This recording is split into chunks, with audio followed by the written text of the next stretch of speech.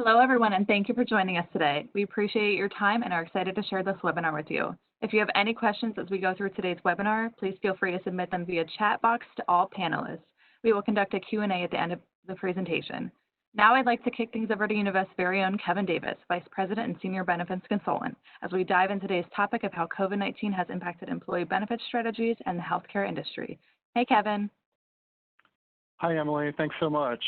So for those on the phone, I appreciate your attendance and time today. We will be bringing you some really breaking information from St. Luke's University Health Network and Alight Solutions, and we are really looking forward to this being the start of a conversation with you about this timely topic. And I'm pleased to be able to introduce to you our other two speakers after you'll see my bio on the screen here for about 30 seconds. Over these past 3 months, or basically 100 days that we've been in a version of a lockdown, there have been some striking national statistics, but they have definitely hit home locally that St. Luke's University Health Network will be sharing about the care avoidance that has happened due to the COVID-19 pandemic, including the deferral of elective procedures, deferral of routine care, and more disturbingly, the deferral or avoidance of cancer screening and preventive care. After reviewing that data with Dr. Bertka, whose bio you now see on the screen, who is the Vice President of Clinical Integration from the St. Luke's Care Network, he's a family physician, and he is the Vice President of their Clinical Integration, and he is going to be able to share some statistics specifically about the 10 hospitals, 300 plus practices, 1,900 physicians and providers, and several post-acute facilities across the 10 counties where they practice in eastern Pennsylvania and western New Jersey, where many of your businesses are also located. And he has spent 20 years before that as in a five physician family medicine practice. So he's very aware of the issues in avoiding acute care and routine care and preventive care, and we'll be able to speak to that a little bit. And then Tiffany Williams from Alight Solutions is a specialist for their small to mid-market, which is described as under 500 employees, which again, the majority of you are, with Alight Solutions. Alight Solutions is a leading provider of integrated benefits, payroll, and cloud solutions. They have more than 15,000 professionals across 29 countries, and they provide leading-edge benefits administration and services to more than 3,000 clients, including 50% of the Fortune 500. And their combination of data-driven insights and technology expertise creates a unique value for clients. And so she has spent the last 8 years in their healthcare navigation space and started at the Compass Professional Health Services as a health professional, which also touches on healthcare transparency as well. So I'm going to read you this stat in a minute to kick everything off and turn it over to Dr. Bertka. But the format of today's conversation, in addition to those two speakers, we will have Christy Polito and Kyra Dodson from St. Luke's University Health Network, who have occupational medicine and wellness specialist advice as a takeaway or a now what after we've kind of shared some data and some strategies with you. And we expect that the information we're going to share with you, the strategies we're going to share with you, and then also the services that we're going to talk about, Alight's transparency, navigation services, and St. Luke's occupational medicine and wellness services will be some good takeaways to help you with strategies involving mental health services, dietary support, fitness guidance, preventive physicals, on-site wellness, and we want employers to really be able to flatten the curve of their own employee health claims experience and implement well-being initiatives to set them up for the best possible outcomes. A mantra during this pandemic has been, we're all in this together, and at Univest Insurance, our motto is we plan, your employees benefit. So thank you so much for joining us today to discuss this important topic. And before I kick it over to Dr. Bertka, this appeared in the Philadelphia Inquirer last week. Statewide COVID-related hospital losses could exceed $10 billion, according to a recent report from the Hospital and Health System Association of Pennsylvania. Even with an expected $3.1 billion from the federal coronavirus aid, relief, and economic security, or the CARES Act, HAP said the losses could still exceed $7 billion. So that's the crisis we're facing. And Dr. Bertka, I'm about to unmute you and turn it over to you to share some information. Thank you, Kevin. You go ahead and advance, please. So Kevin already mentioned a little bit about what St. Luke's Care Network is. My elevator speeches. It's everything that you know as St. Luke's, that you see as labeled as St. Luke's, plus around 500 independent physicians and nurse practitioners and PAs, a preferred high-value network of skilled nursing facilities, a couple ambulatory surgical centers, DME supplier, and a few other things, all brought together in the hopes of coordinating care better and really delivering what we consider to be value, which we define as high quality, high service at the lowest possible cost. So Kevin, go ahead and advance and we'll jump right in here to keep things moving. So yeah, it's been 100 days actually. What St. Luke's experienced is, and by the way, in the hospitals, just the tip of the iceberg, but in our hospitals, we have cared for, well, we've discharged over 1,200 patients who had COVID infection. We had around just a little over 200 who unfortunately died, in addition to the 1,200 who were discharged home successfully. At the peak, we saw our ICUs had about 70 patients with COVID. Add to that another 15 or so without COVID. Our ICUs never got above 80% utilization. The importance of that is, and it's kind of on this slide, that, you know, as dramatic as COVID was and is, it, for the hospitals, really left us with a lot of empty, unused capacity. So yes, we had 1,200 patients who we discharged. At peak, we had between 350 and 400 patients in the hospital, but that's across all our hospitals.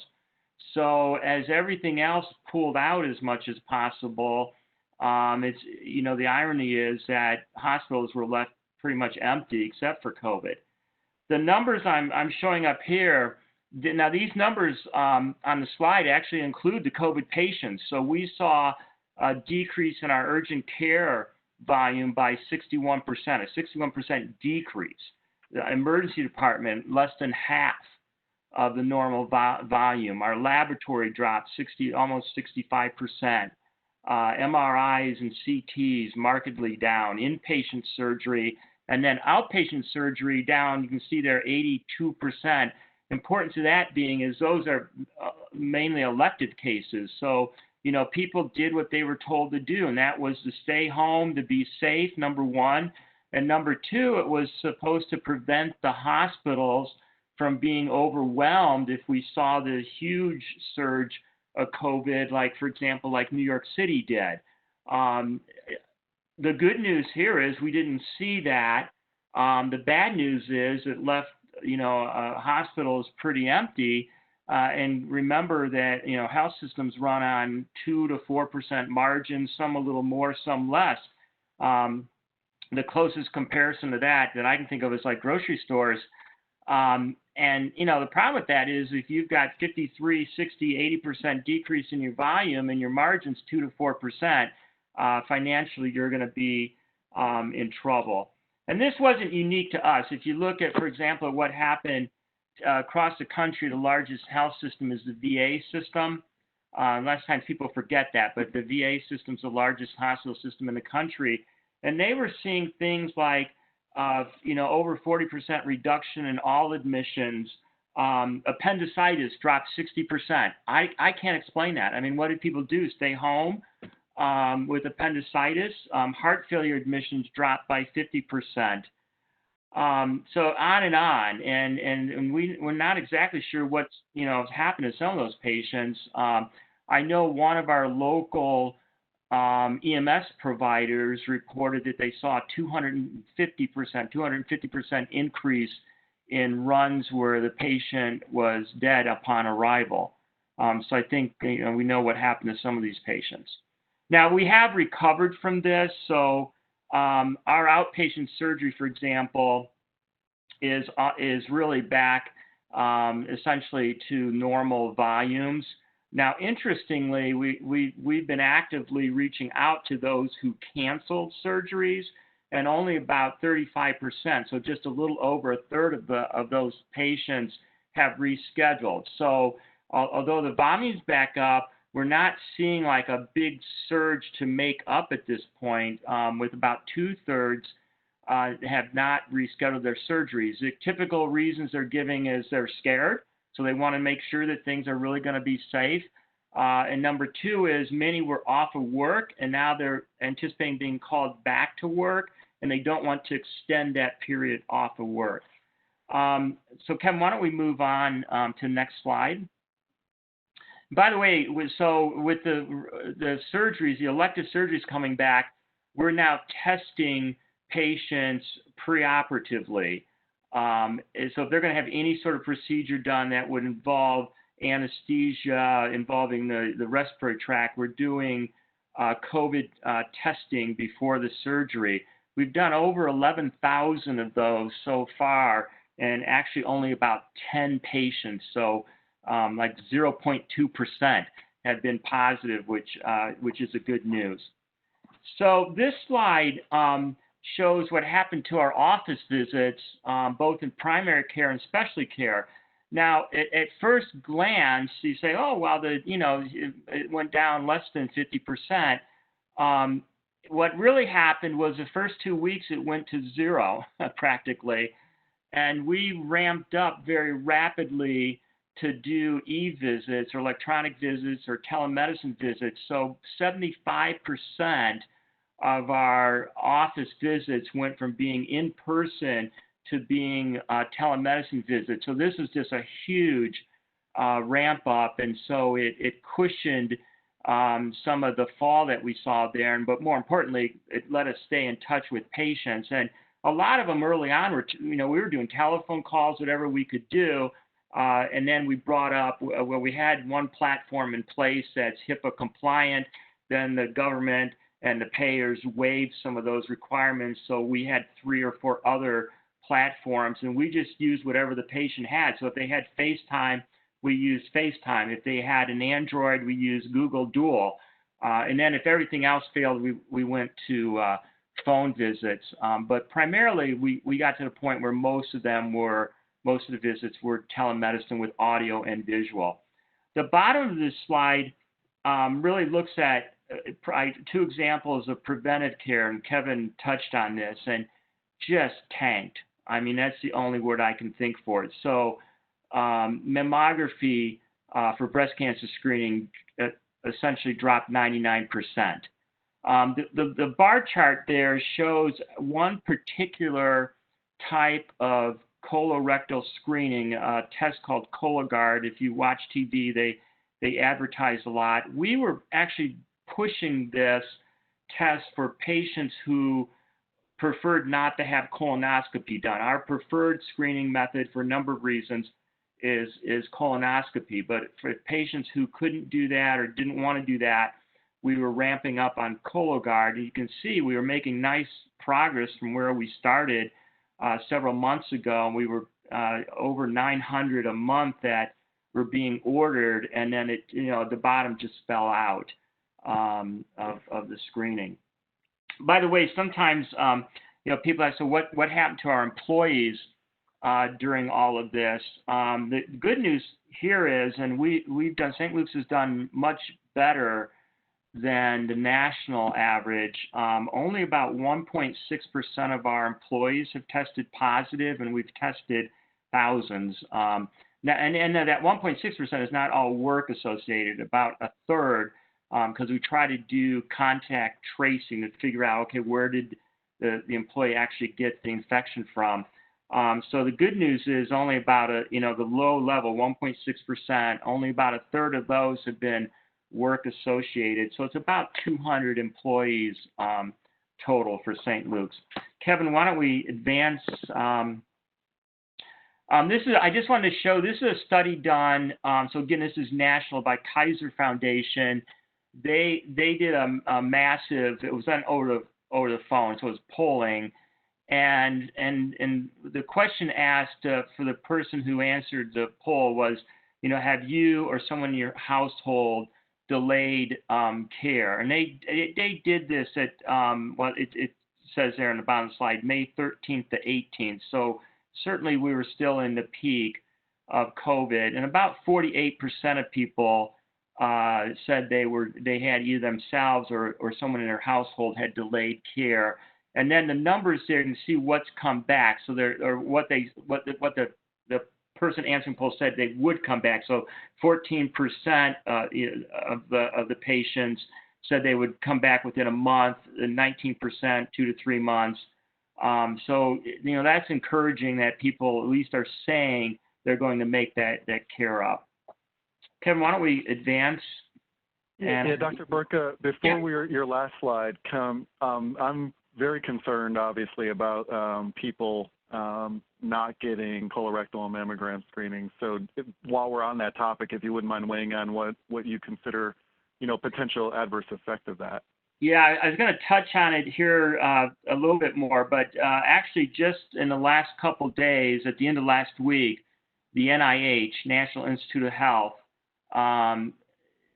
did an estimate, and they looked at just actually the same two cancers that I showed the data on, breast cancer and colorectal cancer, and they're predicting that there will be, just based on the 100 days, kind of the close down that we already had. This doesn't take into account what might happen, at the end of this year, beginning of next year, but just based on this 100 days we've been through, looking at the delay in care, delay in screening, they're estimating there'll be about 10,000 more deaths in the U.S. from breast cancer and colorectal cancer. So that's kind of hot off the press here. The good news is a lot of the things we screen for, frankly, a 3-month delay, hopefully, hopefully won't make a big difference. Other things it can, just depends when you're detected. If you're screened and detected very early, that delay might not make a difference. But if you're further along and now you've delayed it another 3 months, that can make a world of difference. Thank you. And then, here's your next slide. Yeah, so this, I'm going to end on this. This is work out of the University of Minnesota. And by the way, I think the presentation will be made available, so you'll have the link. This is looking at 3 different scenarios, all of which are backed by good, reasonable data. It just depends on what you decide and, what kind of parameters you pick. They're all reasonable things. So the endpoint on all of these, by the way, is where we get to where there's what's called herd immunity, where 50 to 60% of the population has had the infection or have immunity to it, which could be from an immunization, a vaccination. So that's the endpoint on all of these, and we just don't know when that's going to be. In terms of a vaccination, it's likely going to be a year. Maybe we'll get real lucky and have something in early fall or into the early winter. Late fall or early winter. At least some limited supply that may be high-risk people and healthcare workers, but that remains to be seen. But scenario 1 here is the peak. There is what we've just been through. Scenario 1 predicts that there'll just be recurrent small peaks, again, until we get to that point where there's an immunization. Scenario 2 basically says what we just went through is just the beginning, and that the big peak is yet to come, and then that's followed by other smaller peaks. Scenario 3 is Groundhog Day, where we just keep getting the peak, what we just went through, kind of same level again and again and again until, again, the majority of the population has been affected. So you can take this now clinically, and I think what the rest of the webinar is really going to be about is, so what does this mean to healthcare costs, healthcare utilization, employer costs? I think for 2020, most people are predicting that because this happened at the end of the year, and there won't be time to make it all up, that people will see a bit of a decrease, and that's been estimated in the 2 to 3% range, again, depending upon whose numbers you want to use. For 2021, I think you have to, again, as I think about it as a clinician, you have to look at the direct costs The direct cost would be those people who actually get the infection. So how many actually get the infection? Well, scenario 1 versus scenario 2, a lot more people in scenario 2 get the infection. The other thing is who actually gets the infection, and the people who get the infection and end up in the hospital and are the sickest and using the most services are going to tend to be the Medicare and Medicaid population, not exclusively, but I guess the news there is that if it's more skewed towards Medicare and Medicaid, that may not affect your insurance as a, commercial insurance as a business as much. The other part of this, though, is that delay of care. And there you've got the short-term delay, which may, decrease your cost, but then the long-term delay, if more people get more advanced disease or complications of chronic disease because they didn't get timely care, that could add to your cost. So, Kevin, I think I'll stop there so we can keep things moving, and I have a few other comments that maybe I can work in the Q&A part. Yes, thank you, Dr. Bertka. I actually am going to invite you back in when Tiffany shows you those 3 scenarios, and we can kind of talk about how these 3 scenarios maybe overlay those 3. So thank you so much. At this point, I'm going to turn it over to Tiffany, and she's going to walk you through some of Alight's findings on this same topic on more of a national basis. Go ahead, Tiffany. Perfect. Thank you so much, Kevin. So initially, I wanted to share with you some of the insights we've gathered as we've looked across the healthcare business ecosystem to maybe give you some perspective on what are the key drivers and what's potentially altering the healthcare market over the course of the next few quarters. And then start to look at how does that translate into healthcare spend, and lastly, look at some very specific scenarios and some potential specific solutions. So I'll start here. And one of the things that I've seen over the last few weeks that I found to be really interesting data is when the first quarter GDP numbers came out in April, we saw the same thing everyone else did. Annual GDP drops 4.8% in Q1, a staggering sum in a very quick time period. When you dig deeper into that number, you see half of that 4.8% is directly attributed to Americans not getting the same amount of health care that they've gotten over previous quarters. And on the surface, maybe that may sound like a good thing. It sounds like individuals are not having the same kind of health care spend that they had in previous years. But we found that when you dive deeper, you start to see some metrics that are rather alarming. So this top bar here depicts some of what has driven that decrease in healthcare. A study out of South Dakota indicated a 50% decrease in measles immunization year over year in that state. Some surveys have indicated about 29% of Americans are affirmatively avoiding care just out of fear. And finally, a number that came out of the Northeast, 35% decrease in AFib hospitalizations. And that study really went on to depict that there's a population of people out there that should be showing up to the hospital with a certain set of symptoms. And it's not that these people aren't having the same heart conditions they've otherwise had. They're just avoiding early care, which ultimately has the potential for much more expensive care down the road. So when you start to think about, well, we have all these people out there that are tangibly avoiding care for any number of reasons, and fear certainly being the most significant right now, but also a number of specialist care offices haven't been open in previous months. Even though those offices have started to open up across the country, the availability is still constrained. If you think about what we would expect the fear and the notion of constrained care to have on employees, I would say it really falls into, we think 4 things that have a pretty significant impact on what the healthcare cost trajectory will be in the short term, and then ultimately in the long term as well. So initially, I would say one of the most significant things that we're seeing is that individuals, particularly those with chronic conditions, so, we're talking about those who have, those who are diabetic, individuals that have COPD, the expensive chronic condition patients that are on the employer health plan, those individuals are having difficulty with getting access to the prescriptions that they need. Some of that is a supply chain disruption, but the most significant part of it are people that are on a 30-day supply of prescriptions that aren't going back out and refilling those medications. If those individuals don't get the proactive care that they need, that has very significant impact as we go forward. Number 2, certainly we live in a world where every single day there are individuals who have musculoskeletal challenges that often lead to surgery. Most of those surgeries fall into the category of being elective in nature and therefore have been on hold the past few months in most states and still on hold in other states. For the individuals that are in a lot of pain as they wait for their surgery day, there are risks that they start medications that can lead to expensive complications in the future.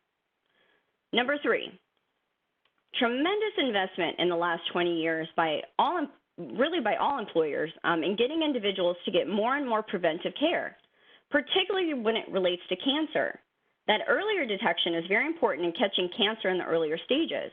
And earlier stage cancer is substantially more cost effective to treat than later stage cancer. And pretty much universally across the United States, that set of screenings have stopped. Finally, as we start to see the healthcare system reopen and individuals start to go back out to get care, what we are already seeing and what we expect to continue to see is that more niche boutiques across the country won't be the first to open. It'll be the major hospital systems. Those will be the places that have the capacity that's ready to be used, and unfortunately, those can be some of the most expensive options.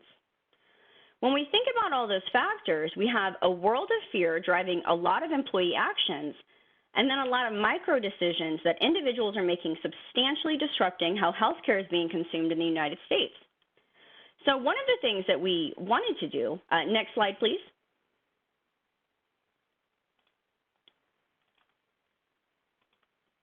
Perfect, thank you. Is try to take a look and say, well, nothing like COVID-19 has happened in the U.S. in the last 100 years.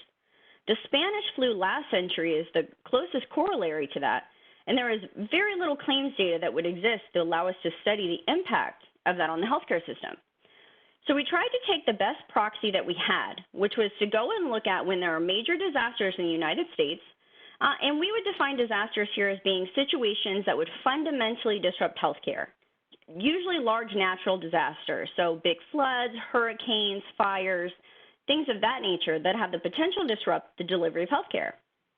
Now, in many ways, those situations are similar to COVID-19 in that they do actually shut down the healthcare system for a period of time.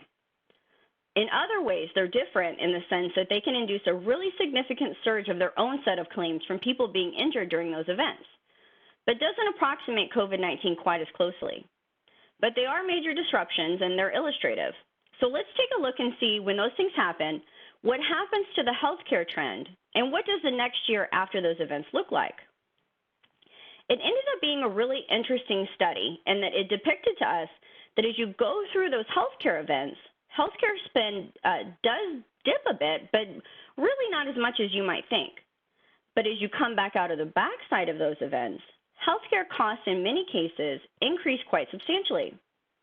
While there's an enormous variation in what those increases look like, I would tell you the biggest thing we saw in the data, as we went through the months directly preceding each of these natural disasters, healthcare spend certainly had its variation in these local communities. But by and large, it looked like a normal healthcare trend.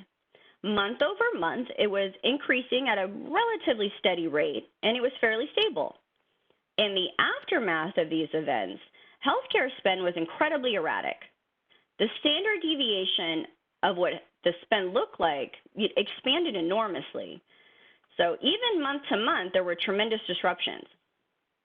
As you looked at the data at local areas went through these types of events, exactly when the biggest increases happened, really a lot of variation in that, but month 3 after an event was a typical time period for a spike to start.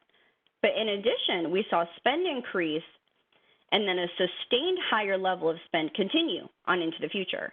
So being able to study events like that, being able to see the type of pattern, for us, it was really interesting as we started to look at other organizations, other entities out in the healthcare ecosystem that were trying to make predictions for what healthcare spend would look like in the United States as a result of COVID-19.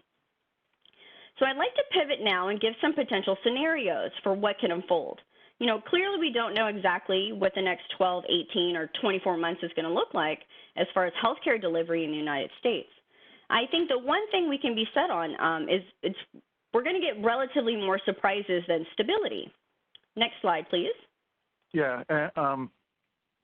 So Tiffany, just before we Sure. advance to that graph, obviously the challenge we're having right now is when month 3 is going to be, since we're still in, as Dr. Bertka described, kind of Groundhog Day to a certain extent. Now, I do say, you know, we're seeing in this area an encouraging trend downward, and I do think we're starting to see, as Dr. Bertka touched on, more people getting elective procedures. But again, we also talked about those 3 future scenarios. I think we'll have to be thinking about those future scenarios as we go to your next slide. So here we go.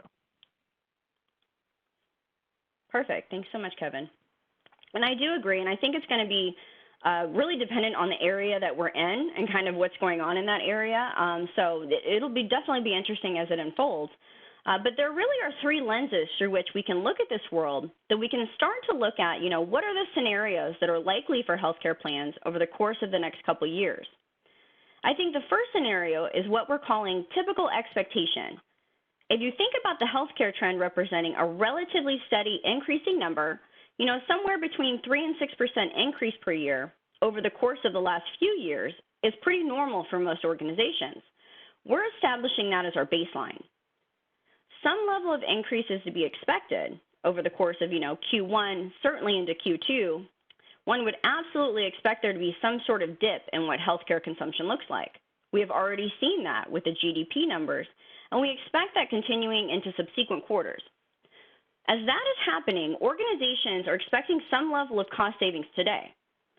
As the healthcare system reopens, the expectation among many is, well, you've had this diminished healthcare consumption, you will have a surge that occurred, but by and large, those 2 things could offset each other.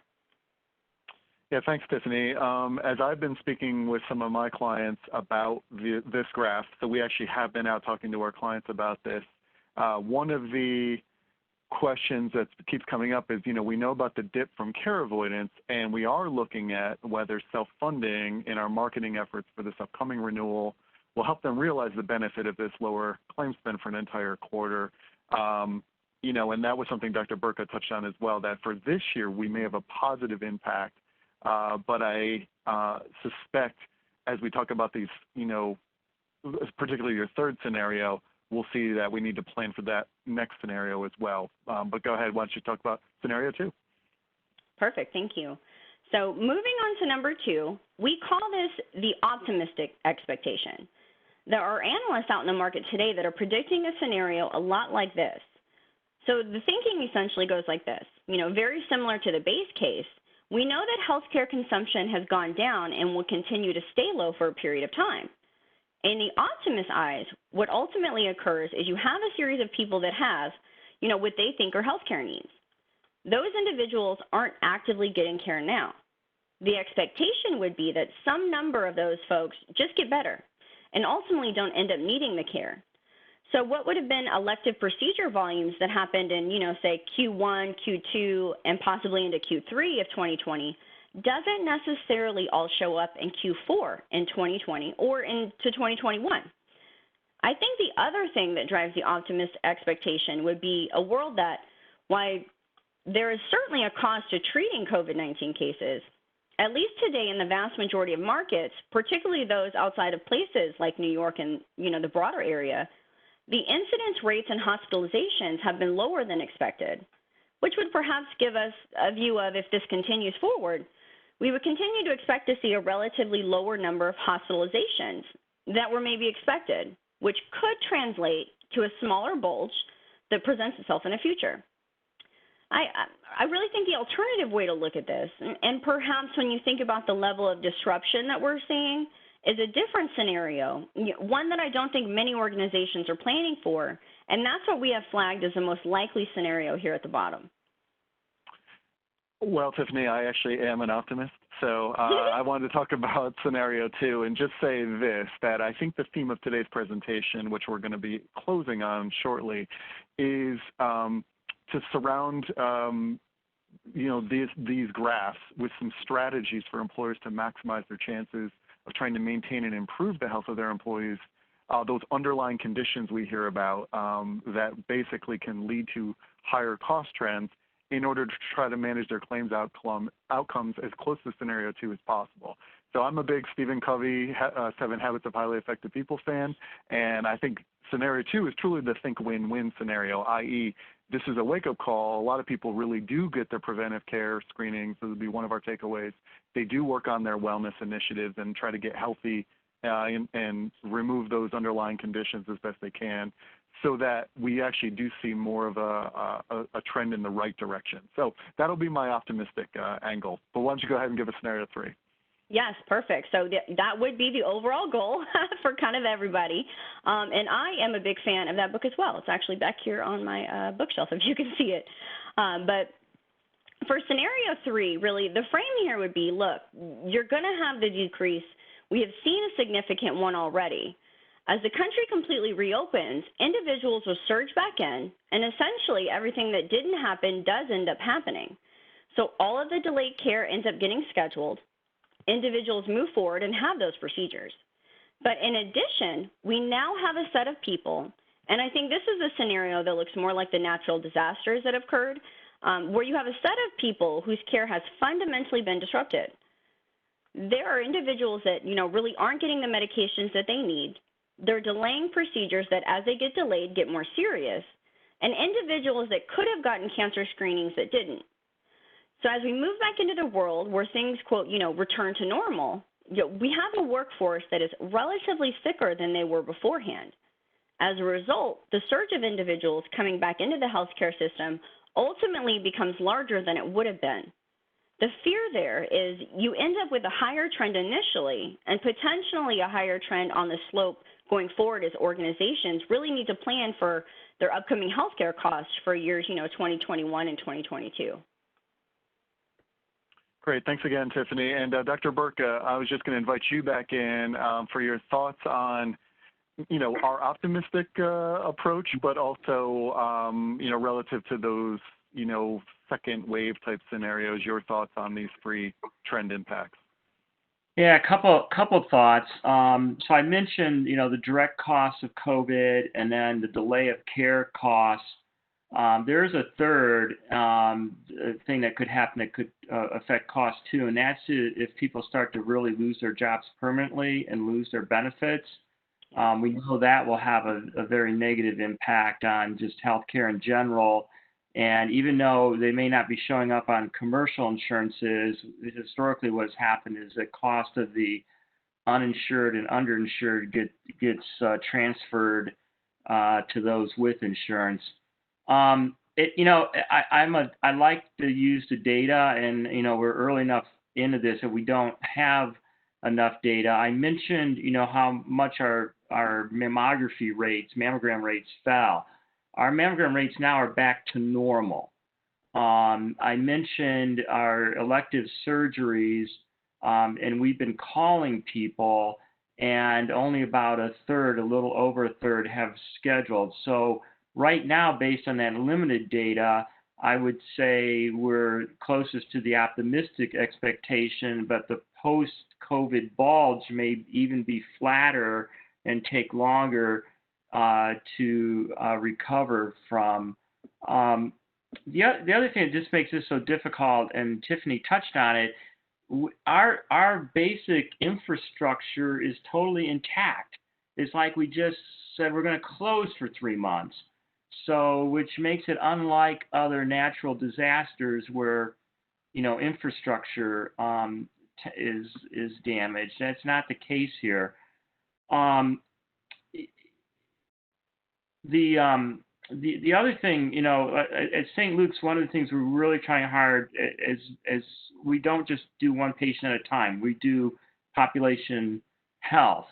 And so I mentioned we've been calling the people with surgeries. Those aren't the only ones. We've been calling and reaching out to everybody who had an appointment that was either canceled by us or by the patient. So we're working very hard, to bring people back. And with that, again, our volumes are about back to normal now, but they're not like super exceeding with the big bulge. So again, that would make me lean at this early stage that hopefully we're on more of the optimistic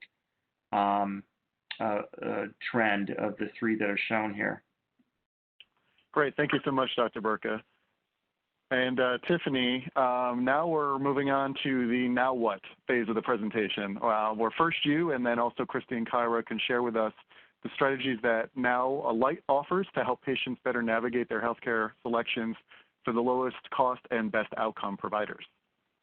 Perfect. Thank you so much, Kevin. And Dr. Bertka, yes, I love that feedback. I think your area is certainly doing great in that aspect. I do want to highlight, just for those on the call, this is nationally. So we are, a national provider. So the data is more based on all 50 states or what could be happening in different areas. So just to kind of clear up any confusion there a little bit. So really, now that we've gone over what can potentially drive the healthcare cost trend up, I'd like to discuss one of the ways Alight can combat those costs moving forward. So Alight's healthcare navigation services offer multiple ways to save employees money while bringing down the plan spend. And I really just wanted to touch on one of the services that we offer with the healthcare navigation that will have the biggest impact on someone's healthcare journey. Next slide, please. This one, Tiffany, or the next one? Nope, this one's perfect. Thank you so much. Yep.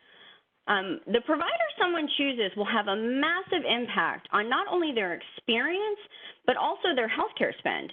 And no one knows providers like Alight knows providers. We actually have a team of employees who are data scientists that spend their time studying our in-house de-identified healthcare database that has over 33 billion price points across 70 different payer networks, 400,000 tax IDs, and 5,000 procedure code iterations to look for behavior patterns with providers. The research allows us to recommend providers based on an episodic view and not just a transactional one. So here we have 3 examples of how different specialists can drive healthcare spend. For the sake of time, I won't go through every bullet point, but I would like to quickly touch on a few. One of the patterns we look for in primary care physicians is high preventive care compliance. Are their patients getting physicals, biometric blood work, and other age-appropriate screenings as often as they should? This can be the difference between catching something like high blood pressure or, say, diabetes and getting it under control with medication compared to going to an ER and urgent care facility, later down the road. For orthopedists, we're looking for experienced specialists who try non-surgical treatments prior to scheduling surgery, and if surgery is eventually needed, they're affiliated with a high-quality, cost-effective facility in their area. We also look at a few other high-cost indicators with orthopedists, such as, facility infection rates and how often patients are needing surgery more than once. Lastly, we have OBGYNs as an example. And as you can see, there's a huge difference between the top 10% of providers and the bottom 50% of providers. When we study the data for OBGYNs, a few of the data points we look for are their C-section rates, preferred facility relationships in the area, and the cost of labs done in their office, just to name a few. So this goes over how we use our data to pair with our quality metrics to recommend only the best doctors to our members. But during this trying time, we wanted to take, our support one step further. Next slide, please. So starting now, actually, we are now pairing our best-in-class healthcare navigation services with clinical support. Whether it's post-discharge follow-up, meeting the extra clinical demands of whether it's COVID-19 or just a normal flu season, or let's say chronic care management support. Our members get the guidance they need when they need it to take the necessary action. Having a program like Alight Navigation in place will give employees peace of mind when it comes to getting the support and guidance needed to navigate through the complex healthcare system while also effectively bringing down the plan spend to prepare for any cost increases coming up in the next year, whatever they may be. Now I'll hand it back to you, Kevin, to go over some strategies for assisting employees to return to work. Great. Thank you so much, Tiffany. And Christy seems to have dropped off. So Kyra, are you able to talk to both of these slides, or would you like me to jump to the next slide? Hi, Kevin, and hi, everyone. You just got a text from Christy. Unfortunately, she got disconnected, so I will not be able to speak to that as in depth. as Christy can, but I can certainly mention our occupational medicine return to approach for employers just briefly. So I have that slide up. So yeah, if you want to touch, particularly I know you're a wellness consultant. So down in that bottom left-hand corner, just a little bit about the importance of those services. Sure. So occupational medicine has partnered with St. Luke's Care Network to have a specific group of services that we can offer employers as they're getting started and returning back to work, how to keep their workforce safe and healthy, and really just to make sure that the policies and procedures that they are implementing are, most appropriate. So whether that's, a consultation by one of our certified or board certified occupational medicine physicians, or working with the Care Network to maybe do some degree of counseling or health services, that dietary nutrition support. Christy and Ben with our sales team would be wonderful contacts for those. So unfortunately, that's probably the depth in which I could go. I'm more of the worksite injury prevention. Okay. I'll go to your on this next slide. Yeah, so we can yeah. Certainly roll into this. So I, for St. Luke's Occupational Medicine, coordinate the worksite injury prevention program for St. Luke's. So my bread and butter is going to be prevention of musculoskeletal injuries that you may see within your workforce. And today I'll just briefly highlight a few topics that you and your safety team should be accounting for currently and in the upcoming future, just based off my boots on the floor opinion, if you will. So in recent conversations I've had with my colleagues in the field, we're noticing trends in companies that have remained open in operation. This year, we started out with our average amount of early reports, and by saying early report, I mean someone coming to me as a healthcare provider on site and saying that, maybe they've developed some discomfort in their low back and they're looking for assistance. I also see non-work related cases, so maybe that's someone seeking help for a shoulder strain by, maybe moving their sofa at home over the weekend. So the amount of these reports have really just completely fallen off from late April to June. So people are not reporting these cases and seeking our preventative health in the workplace. So we do have a few trains of thought as to why this could be. So number one, there is a heightened presence of health and safety. Your safety team is probably on the floor more frequently. They're probably communicating more on health and safety topics than they ever have. So the hypothesis is that this heightened awareness and presence could positively impact the injury rates in your facility. However, I'm not completely sold on that idea. The next idea would be that, we're all aware of the economic changes that are occurring in the country right now. It's hard to kind of keep up with the amount of folks that are applying for unemployment. I watch the news and it's a little bit scary. So you can imagine that if an employee was having a problem with pain or discomfort in the workplace, this may not be the time that they want to bring light to that. If there's a line out the door of thousands of people that would want their job. So my hope is that each one of your sites is really encouraging the early reporting and signs and symptoms of musculoskeletal disorder, and that there's a safe and open manner that they can report these. But I realize, not all workplace cultures are set up to really welcome early reporting, and I see it or not see it as something that's a negative thing. So unfortunately, I think this is more likely the factor as to why we've seen that drastic decrease in early reports. And if that's the case, there are several implications that we're going to have to deal with in the future. There's going to be a tipping point, right?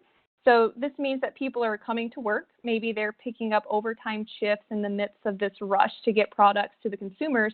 And these musculoskeletal pathologies, they are developing now. Or maybe they're even progressing into more substantial injuries without that appropriate needed attention. Maybe you have an employee that has shoulder impingement and that goes untreated for weeks. That could develop into tendinitis. And once that supraspinatus muscle in the rotator cuff has tendinitis, well, now it's more susceptible to an acute shoulder strain or tear. Or maybe we're going to develop a degenerative tear over months and months of not seeking the appropriate treatment.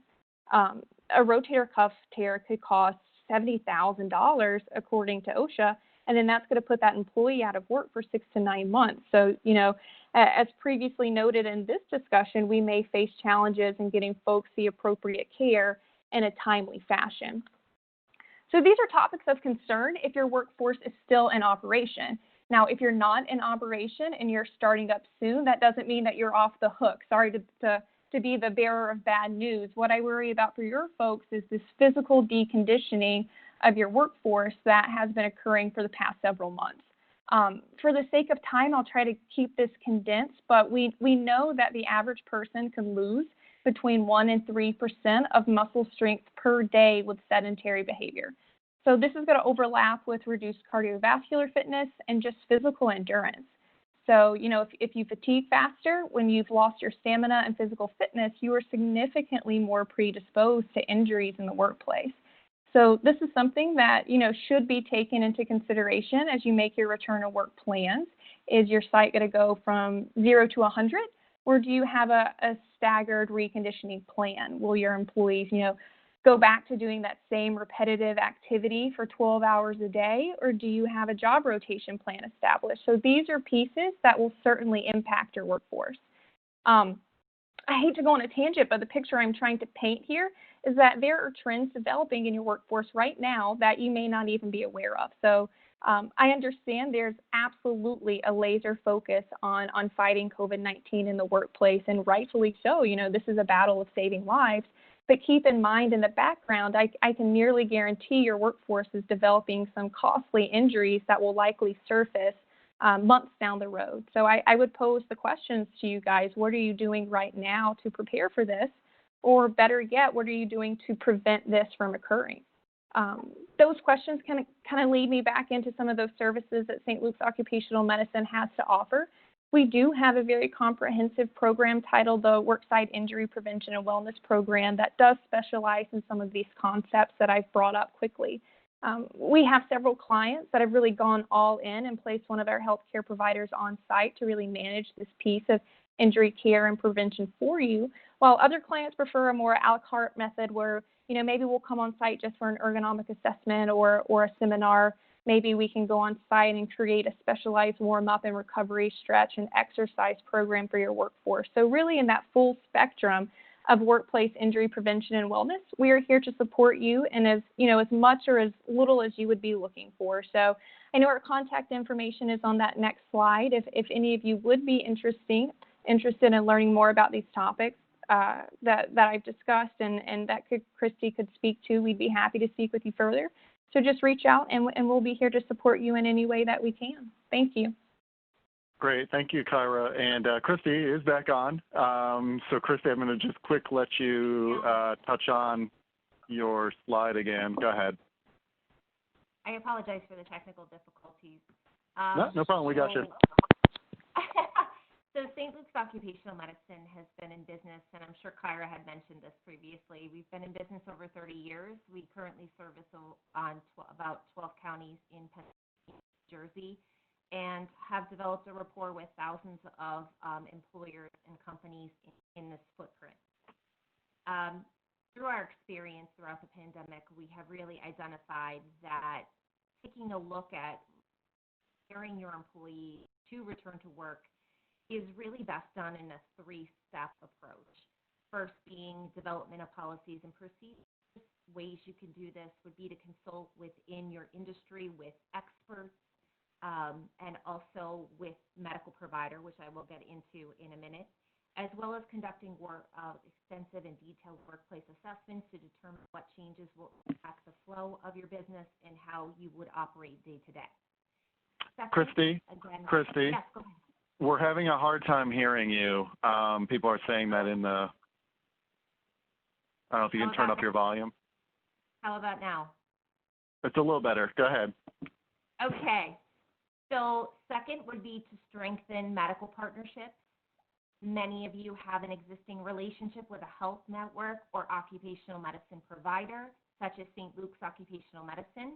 The goal during the pandemic is obviously, as Tiffany and Dr. Bertka had mentioned, to really reinforce those bonds and that relationship with your medical partner. They can really be key to assisting you to transition employees back to work. Various ways that St. Luke's participates currently in that is to do on-site monitoring, either through COVID screenings, which is something can easily be employed on-site, as well as implementation of return to work for physicals to reassess, and then also, as Kyra had referenced in her slides, essential to identifying how to recondition your employees for their positions. And then lastly, adopting wellness solutions for your employees, previously thought of as a perk, now can really be key to reinforcing an overall healthy lifestyle for employees. Ideas of ways you could do this would be to obtain and have access to mental health services, dietary support, virtual fitness or some type of fitness guidance for your employees, and lastly, reinforcement of preventative physicals, which of course, again, was referenced in previous slides today, and how important it really is to obtain routine physicals. Great. Thank you, Christy. So we have time for a couple of questions. Emily, do you have any? And I actually do have a couple I have in the chat if you don't. And over here, go ahead, Kevin. Okay, great. And sorry again about the technical difficulty there. If you have questions about Christy's section there, let us know. So I got a question from a client who's on this webinar who is actually in the home healthcare space. And Dr. Bertka, I'm going to direct this to you. She wanted to know about, relative to care path decisions. Oh, actually, this could go to you too, Tiffany. How does the decision to use other downstream providers such as home care and skilled facilities impact healthcare spend and rehospitalization rates from your perspective? First Dr. Bertka, then maybe Tiffany. Well, I mean, it's definitely a team sport, and I think one of the things coming out of COVID, particularly with all the telemedicine that was done, are people or patients, whatever, are going to expect more to be done at home, at work, wherever they're at. I think we're never going back. So getting to the patient where the patient is at is important, regardless of whether you're occupational medicine or home health. And we're certainly ramping up some of the things that we're doing.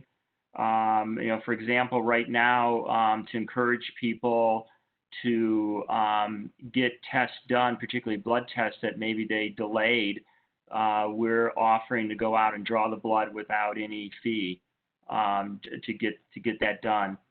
And Kevin, I want to emphasize something else that was said. I think to the employers on the webinar, please watch for mental health and behavioral health things now. I mean, we've gone through a time where people have been with mental health and behavioral health issues have been in isolation, and that tends to aggravate those conditions. And the other two that I would like to call out is domestic violence and child abuse, and obviously they overlap.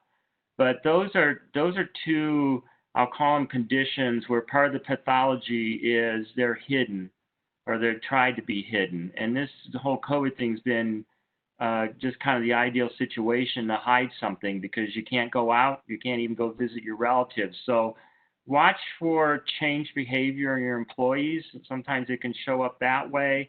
Your EAP programs, if you have those, may see an increase in requests for help, but just please keep that in mind. Tiffany, any thoughts? Yeah, I think home health care is certainly a possibility. I think the more people that are able to stay home, especially those that are high risk or immune compromised, home health care is absolutely something that we would push, and we can assist with coordinating care. If it was scheduled at something like a physical therapy location, we can certainly assist with finding home health care providers for our members. Great, thank you. Well, we are right on the 2 o'clock dot. So in closing, if you have additional questions, you can reach out to me or anyone from the Univest team that you are connected to, and we will, get you these slides and a link to the recording. And just in closing, this was just being touched on by everybody. So some takeaways, and there's a Harvard Business Review article on this same topic that came out about a week ago as well. And it just mentioned that 3 takeaways employers can do to help with this issue is to be rigorous when purchasing healthcare benefits and review alternate funding strategies, which we've touched on. 2, leverage digital health technologies, telemedicine, EAP, and mental health resources like Dr. Bertka just mentioned. navigation and transparency tools, which obviously Alight can help with. And then 3, partner with hospitals, physicians, and implement robust wellness strategies, which obviously Dr. Bertka and the St. Luke's team, including Kara and Christy, all touched on. So thank you all so much for joining us today. As we mentioned, we're looking for this to be the start of our conversation and look forward to continuing this conversation with you in the future. Everyone, have a good rest of your day and be well.